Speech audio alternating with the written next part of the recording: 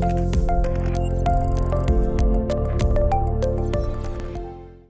right, welcome to the How to Into podcast. This is Jesse with Claire as my co-host here, and we're super excited to be meeting with Quade Maisey today and talking about really just experiencing your life and a lot more fun details on how to maximize your true value you have here in this world. So, Claire, how's it going, man? Yeah, it's going good. It's Friday. Awesome. Can't complain. Like, we're here with Quade, talking about experiences, talking about like a kickoff to the weekend or something. That's right, man. And then I hope everyone goes and maximizes their weekend after talking with Quade, because he's going to give us some serious information. I'm actually really excited because Quade's background and his story really just kind of gets you motivated to really take a step back and go, you know, what am I doing and how can I progress further? And he actually has created a business around that as well. So we're going to learn a little bit more about it. But Quade, welcome, man. Thank you so much. Yeah, thank you guys so much for having me. I'm stoked to be here and excited to see how this goes. Awesome. Well, is this your first time being on a podcast? It is, actually, yeah. Awesome. First time for everything. What I love about it is Quade reached out, or we networked together through a local Facebook page, and the energy he was bringing just through the chat was like getting me super excited about it. So, nice. Man, we're super jacked here. So, Quade, let's just jump right in, man. Like, what's your background? Tell us a little bit about yourself. Yeah, of course, man. So right out of the gate, you know, I have a very blue-collar background. I grew up pretty much working. I learned to read numbers, crawling around the driveway, handing dad wrenches, you know. So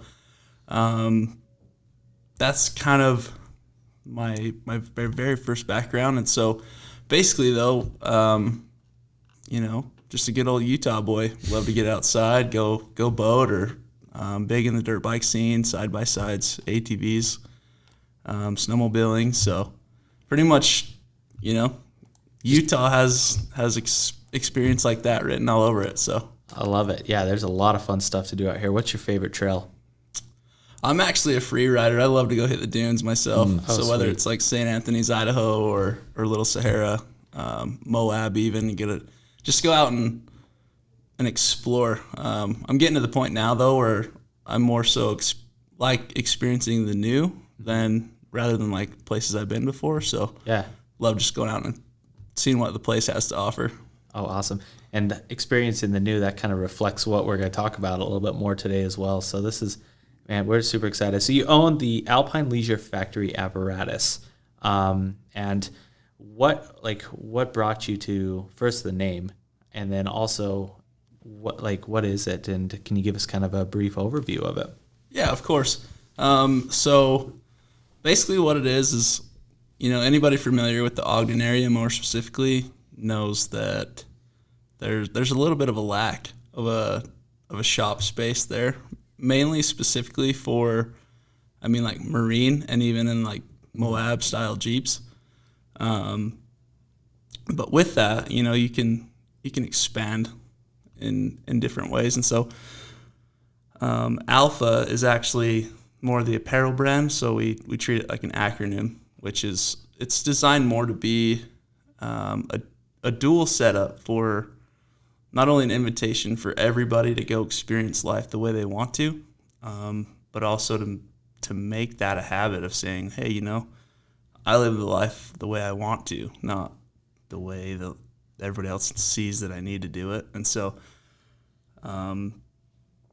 so basically that is just because we wanted to offer something of value to people that they'd want to wear, but also rather than me having influence on it, I wanted them to influence themselves. So it's kind of like, you know, Alpha, when you look in the mirror, it should reflect you, not necessarily me or my business. Yeah, love it. That is super cool. I liked it a lot too.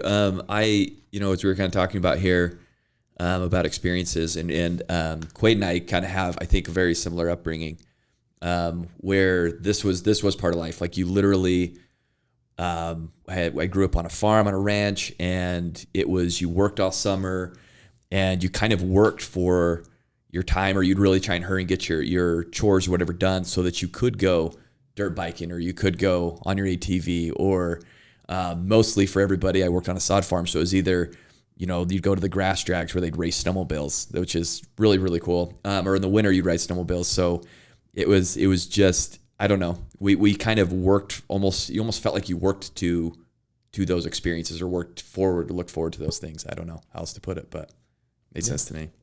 That's awesome. Yeah. And I can't connect very well other than the fact that I love riding dirt bikes. So That's all you need. That's awesome. That's it. I do love Ogden, Utah, though. My wife's from there. So fantastic, man. So, all right. The Alpha, we'll say for short here.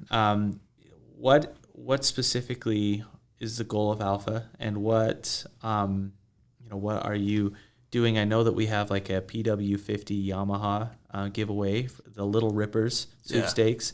So kind of explain to us that, and what the goal is. Okay. Yeah.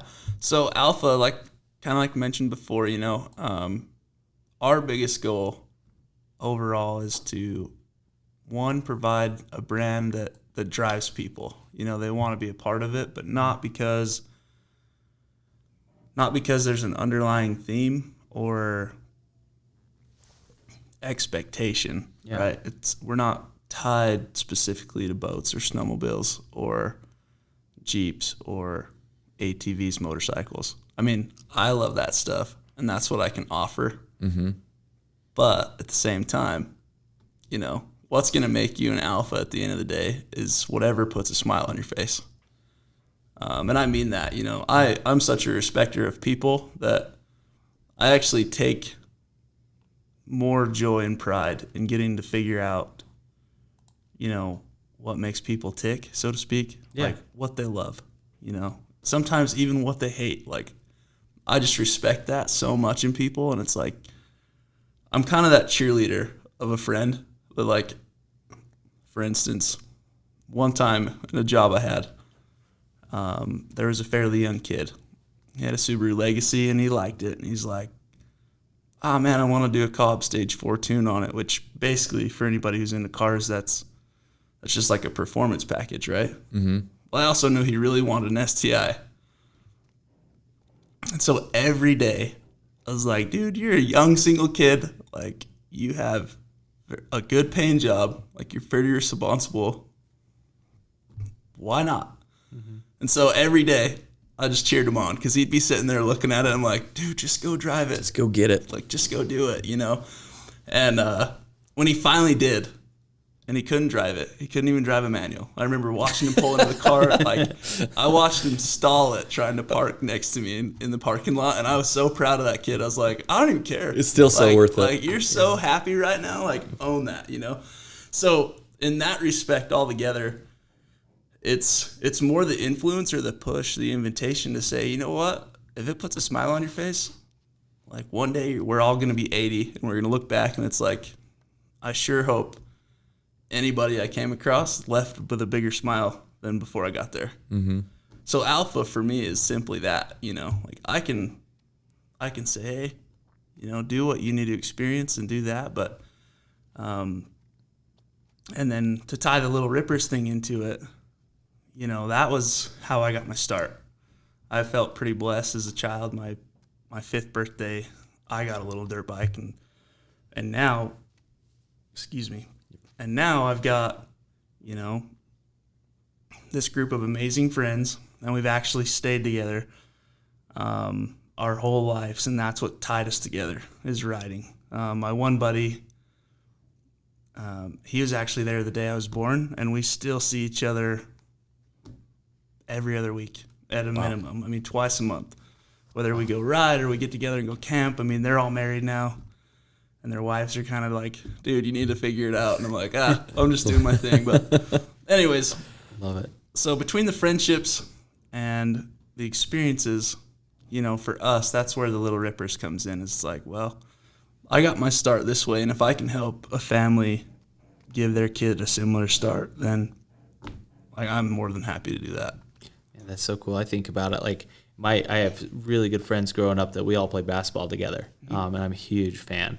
And so being able to, like, send them a text and get them together to go play, like, you're right, like, that's that experience, that moment. And my wife yells at me because I like to go play, 2-3 hours at a time. Yeah. But it's one of those connections that, some people just don't understand, right? And so that's super cool that you're bringing that together and sharing what is important to you, right? Like with the dirt bike, you're sharing that with other people and giving them that opportunity to understand. Right. I think that's super cool. So as far as like this situation, like what started this? Like, was there a moment in time where you're just like, you know what, I just want to maximize my day every single day and do something I love? Like, what made you just quit the 8 to 5? This is actually going to be really weird. This actually kicks back to my 7-year-old self. Cool. We were leaving the bank, and it was about a year ago that this actually crossed my mind. We were leaving the bank, and I remember it clear as day. I was sitting in the back seat of my mom's probably 96 Astro van. Right? You guys remember that? Oh, yeah. Oh, yeah. That's a little throwback, right? Yeah. A little milk in the rugs down there, you know? Yeah. So, And so we were leaving the bank, and of course they give you the dum-dum sucker, right? yeah. Right. And so I have 5 siblings, you know. My older siblings are thinking they're cool, like treating it like a candy cigarette or whatever. And my mom's like, you better be careful, like whatever you do now might come true later. Yeah. Then I remember hearing that, and I'm like, you know what? When I grow up, like I want to give people boats and jet skis, and I want to share that with everybody. Yeah. And so about a year ago, I was actually leaving a job to pursue a maintenance company I was building. And and what had happened is this kind of like flashback came to me, and I was like, if you're being honest with yourself, like this is what you should be doing. So long story short, the maintenance company flopped, like totally fell on its face. And so ever since then, I was like, okay, like it's time to turn a new leaf and go this way. So I got looking into it. And then I needed a way to scale into it, because actually my big goal is to give away a boat. Okay. So, and there's one on the works, but when that's going to happen, I can't quite say yet. So the mini bikes, my buddies and I were talking, and they're like, well, dude, like if you incorporate people's kids, like no one's thinking of anybody's kids right now. Yeah. It's like, you know, you can go get diesels or imports or whatever through these giveaways, but people want to give their kids an opportunity too. Yeah, for sure. So we're like, well, let's try it. It's a little easier to scale in that way. And that's kind of what brought the Little Rippers scene to life, is like, well, we can provide X amount of kids opportunities per year. So that's kind of how we started this ball rolling all together. Man, that's awesome. I love passing experiences through children, right? Because as a father of one and another one on the way, like it's almost a stress relief for me to be like, someone else is giving my daughter some attention, right? Like, and really helping her. And, you know, like it makes me happy because she wants to go to her grandmother's house because her grandma's giving her that attention. And so for me, it's almost like a huge relief when people are serving my kids in a way like that. Like if she won a Yamaha, you know, dirt bike, that would be such a cool experience to say you won this. And just the fact that she won something makes her feel important, right? So I love that. So, I mean, for me, that kind of stuff really hits home emotionally because I think that kids need to experience that. So I love what you're doing, Quade. That's fantastic. Thank you. Yeah. And sorry, I didn't mean to cut you off. Oh, go ahead. I want to throw in there real quick too, you know. It's funny. Everyone asks about like the experience, right? And so we kind of put our heads together, and since we're kind of on the Little Rippers subject, not only do we want to provide that, you know, everyone's like, well, are you going to just show up one day and have it in your truck? I'm like, no, that's totally not how we're going to roll. And so the fun thing about the Little Rippers, and the thing I look forward to the most, is aside from just saying, oh, hey, you know, here's this family, they have this child, like, let's just go drop it off to them. Instead, I was like, hey, how many friends can I get to rally together? Let's plan a 3-day weekend within like a 45 to an hour drive from this person. And then let's figure out how many seats we need to make the whole family feel welcome. Mm-hmm. And then let's take them out for a day on the trail, or a day at the sand dunes, or whatever. We can help the kid get their feet wet. Right. Kind of tell the parents like, hey, here's some if you've totally brand new, like here's some tips or tricks. It might make it a little easier. But then, not only does it offer them the opportunity to win, it lets them know they're backed by a family, I take that very seriously of like, I've always wanted to be that person who's like, yeah, come with us. And then it's like, wait, I don't have stuff for everybody. Right. But if I can make that happen and not only share the opportunity to win, but give them, a full day of fun and say, oh, by the way, at the end of this, like, this is yours to take home. And then that's what really makes it for me, because not only do I get to experience the excitement of the child, I get to experience the excitement of the whole family, and my friends do as well. And so that's kind of what we're all about. Yeah, that's amazing. For me, like, I think of like creating a lifetime relationship with these people, right? Mm-hmm. Like, not only did you just give them a bike, but you actually taught their kid, gave them tips and tricks on how to do that. Because for those that don't know about dirt bikes or any sort of power vehicle anyways, those things have a lot of thrust from the get-go. Even the little 50s will throw a kid off the bike really fast if they just, rev the throttle and go.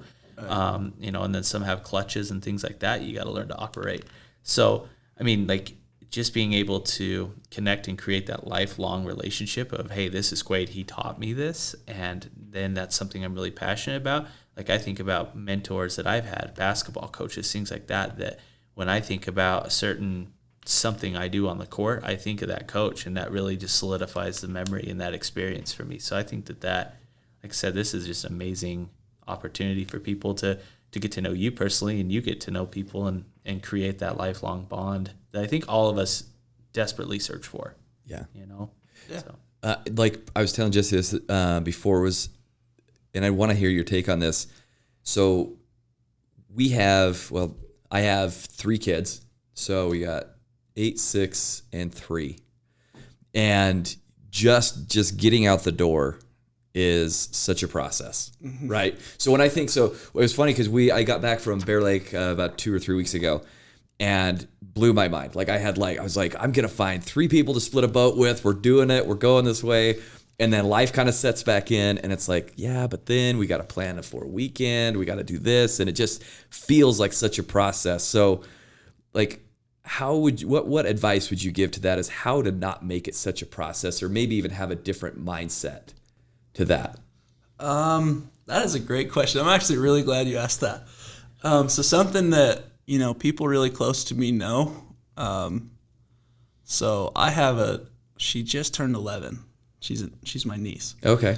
So I actually have 5 nieces and nephews now.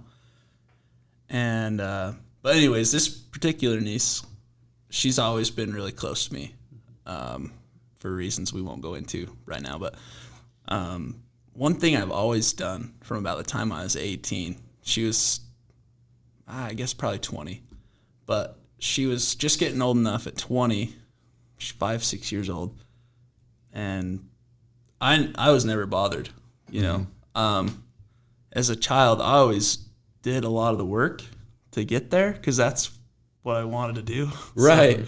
So like, I can remember feeling like, I don't mind doing the work for 5 kids and 2 parents, it's like whatever I can do to help, the faster I get there. Yeah. And I know that it's not always as easy, especially when the kids are a little younger, they don't always pitch in. But for me, I think the important part to remember in that is,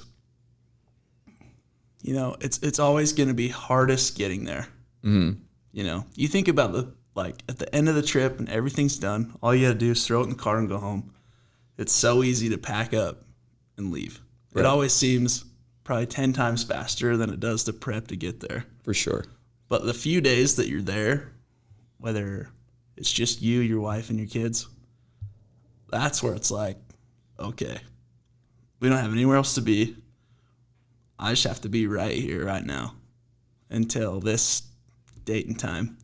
And quite often, I don't know for you, but I know for me, that's the last thing I think about. And even when it comes, it's like, can I kick it back a half hour? And half the time I do, right? Right. It's like, okay, well, whether we sneak out a little longer or whatever. And so I think it's really hard because I think, so many people are easily frustrated by the process. And it's like, you're right. It is extremely difficult.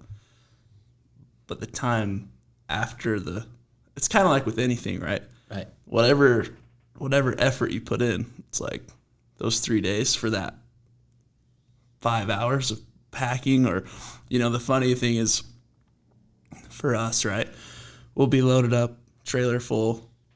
We'll go run into the grocery store, get all our goods. Mm-hmm. And half the time they're like, no, we're fine. And then you get out, you unload everything, and then the kids are like, I gotta go to the bathroom. And it's like, that's the last thing we have to do right now on the road. Right. And I can remember, especially as there was a time there, 21, 22, and I was like, oh, you gotta be kidding me. Like, what are we doing? And so I think, just having that little bit of patience, because now there's not very often that my niece doesn't accompany me on any of these trips. I mean, she'll go, and luckily now I've got friends with kids her age, and so she actually looks forward to it, and she's very willing to help. But yeah, just, I think once you can push past that and just say, hey, like, it's such a grind, it's an uphill climb to get them from point A to point B. But once they're all there, then it's the worth it part. Yeah, you don't worry so much about the process. Yeah. Man, I like to envision it like jumping off a high dive, right? Like you're sitting at the top going, oh, I gotta jump off this. And like, what if I belly flop? Or what if, I hurt myself? And you start going through all these emotions. Kind of the same thing. Like, oh, I'd love to go on a boating trip to Bear Lake. That'd be awesome. But man, I gotta get the boat, the coolers, the kids in the car. The kids have to stop and pee every 10 minutes. Or, you got to set up your work so that it's all taken care of when you leave. And like, yeah. Right. And before you know it, this like fun trip that you're like all gung-ho about now becomes just a stressor. And I feel like sometimes we just create a stress out of nothing when it's supposed to be super fun. So it's like jumping off that high dive. You stress yourself out. But the minute you jump off and actually hit the water and come back up and breathe and you realize you're fine, it's like a relief. And like you feel like, man, I did this and it's super cool. And I think that like what I'm getting from this conversation is just looking at it moment to moment and enjoying it. Who cares if you have to stop? You've got vacation time. Like, stop, enjoy it, and relive the memories. Try to make a memory out of it, right? Maybe pull a small prank or something on the kids that they won't forget. Like, pull the car around the gas station. I know that my kid would just lose it. But, like, do something to just create fun memories. I like that a lot. I definitely enjoy it. Yeah, that's it. That's how we were. I mean, it was literally, like I said, like I bet we were 2 hours late leaving and everybody's cranky. But like when you come home, like when you got home, it was like, man, that was like one of the best trips we ever had for sure. But yeah. And I'll chime in on that. It's pretty funny. Like I have one. So it was actually this year. We were heading to the dunes. It was my 25th birthday. And that's kind of a regular thing for us because I'm a spring baby, so it's just getting decent enough to run out there. Well, the truck was acting up, so it took us like 7 hours to make a 3-hour drive. So my niece is in the back sleeping, and then before you know it, we end up at the Santa Quinn Walmart, or the Payson Walmart. Well, my niece, she's on crutches, and she's like convinced that she's going to go out there and just side by side with me the whole time because she had like a bruised hip from a ski accident. And so she can't walk around Walmart, but she's like, well, I'll go in there.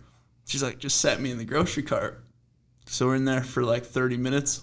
And then she's like, looks at me. She's like, I got a bum waffle. Like, I got to get out of this thing. So I'm like, oh, okay. Like, my bad. But, just the little funny things. And it's like that stuff, I'll take with me forever. That's like the things you'll share at her wedding, be like, don't get a bum waffle in the grocery cart. Right. Right. I love that, man. I have never heard that term, so I'll think of that next time. Like bum just waffle. Having this, this conversation, I'll be saying that to my 3-year-old, and she'll think that's hilarious. Well, awesome. Well, Quade, we're going to jump into our infamous question, the how-to and two. And I really want you to take this home for us. But, like, the question we're going to ask is, in 2 minutes, how can you maximize your life through creating experiences? 2 minutes. All right. Give up the need to fulfill someone else's expectation of you. And I don't care really what that is. If you wake up and you're like, it's coming into August, it's pretty hot, I haven't gone and done anything this summer, and you need to run to the lake for the day, great. Like, let yourself do it. So often I feel like people, and I've done this myself, but we ignore that. Whether it's like, well, I'm on schedule to be at work, and I'm not saying be irresponsible, but it's like, Right. if it's Friday and you get off at 5 and you don't have to work tomorrow, let yourself go. Like, take the weekend, take your kids, like, take a picnic for all I care. It's like, so many times we find ourselves in this predicament where we're caged by literally nothing, whether you have a day off or a PTO or a vacation day. Like, if it's there to take, who's really there to tell you can't take it? And I feel like so many of us, whether we're chasing a dollar or we're just, we believe, it's just what I have to do. I mean, at the end of the day, you're going to be happier when you come back on Monday if you take that time anyway. So Right. feel free to just let yourself be and do what you need. Man, I don't know about you, Claire, that hit me just boom. Letting go of people's expectations, or quit trying to fulfill other people's expectations and just go do what you want to do. I think we've said this multiple times, in both of our industries, we are business to consumer. And so consumers are all the time calling, asking questions. I mean, even right now, I've looked over at my phone. I have 5 text messages I got to respond to after this. But letting go of that obligation to feel like these guys need me all the time. And I think that that's a personal battle I struggle with. Is just, I need to get this done. I need to fulfill this expectation, when in the grand scheme of things, if I could get to a lake or go shoot a basketball for an hour and just step away, I'd be 10 times better. My game would be upped. So, man, I didn't know I was going to start crying over here. But man, Quade, that was deep. More than anything, sometimes you do these things and you feel like someone is supposed to come into your life and remind you of little things. And I feel like that to me today hit. Yeah, no, it was kind of interesting because I've talked about this a lot, and I try to remind myself of this a lot too. Is I think of, like you mentioned your childhood a little bit, and I think about mine. And so my dad was he's in law enforcement for years. He was a Idaho State police officer, and he was a sheriff. But I think about when I was growing up, and we lived on a cattle ranch. So usually when I was playing sports, weekends were like my days to do the chores. My brother had been doing them throughout the week. He's like, I'm taking the weekend off. It's yours and dad's. And I think about that. Would I have? I mean, we didn't come from a lot of money by any stretch of the imagination. And I have some friends that maybe their families did, and their life experiences with their families were much different than mine. And I think about that because when we talk about experiences, like my experience growing up was my dad was around to go to my games, and we would talk on the weekends about my games. And so I think that's sometimes what vacations do for me is, and probably a lot of people, or even just going out, like shooting baskets or something. It's time to kind of set back and reflect on yourself. And it's interesting when you come back from a trip or an experience that your thought process coming back into work, you kind of realign yourself into what actually is important and what costs you're willing to pay. And so that's what that made me think a lot about is my own experiences growing up. Would I have traded it for more money for less experiences? And I'll be honest and say no. But no, that's what that reminded me of. Yeah, man, I had to mute my mic because I'm over here just sobbing like a baby. I'm not even kidding when I say that I needed that. So, Quade, where can we find you on social media, websites? Where can we locate you to get to know you better for the audience? The easiest place to find us is going to be at our website, and that's currently, there's another one in the works, but there's Alpine Leisure Factory app.com, and then we have Facebook, Instagram, we have a Twitter, but we need to work on that a little bit, and then we actually just started TikTok as well. Oh, awesome. So those are Alpha, just ALFA, and then -Alpine Leisure Factory Apparatus. So, and those for listening on the podcast platform, if you guys jump over to YouTube on the How to and To podcast channel, you can see all of Quade's information as well that we'll put on the video of this interview, as well as, go and feel free to visit. But if you need a reminder of where to go, that information will be there as well. But great. Well, Quade, we appreciate it, man. Thank you so much. Yeah, thank you. I didn't know it was going to get to that point for me today, but I'm glad it did. But we appreciate you being a guest on the show, and look forward to maybe in a year or two getting you back on and seeing where Alpha's gone from there. Yeah, I would love that. And quick shout out. Actually, you guys mentioned YouTube. I will throw this on my YouTube as well, and that's the same, Alpha. But ALFA. Yeah. All right. And I can't thank you guys enough. It's been a treat for me to be here, and so thank you guys for your time. Yeah, awesome. Thanks. Thanks, Quade.